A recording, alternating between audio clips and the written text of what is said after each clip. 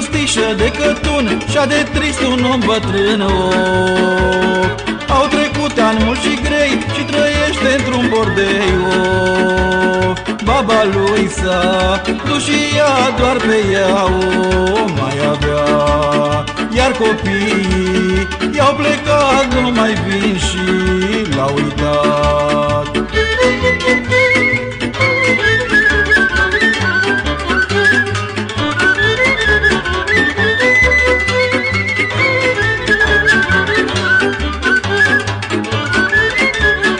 Viața-i tristă, iarna-i grea, nu-l ajută nimenea. E bolnav și toate-l dor și târăște un picior.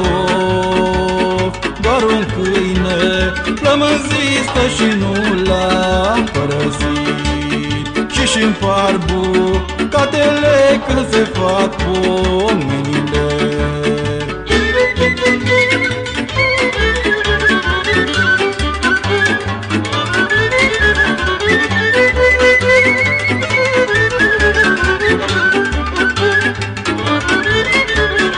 Moșul se târăște gale până la hanul de la vale, că-i mai dă un bun hangiu de pomană un rachiu.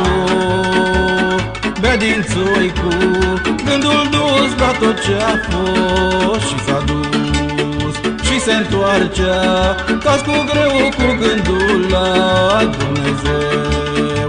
Bea din țoi cu gândul dus la tot ce-a fost și s-a dus și se întoarce ca cu greu cu gândul la Dumnezeu.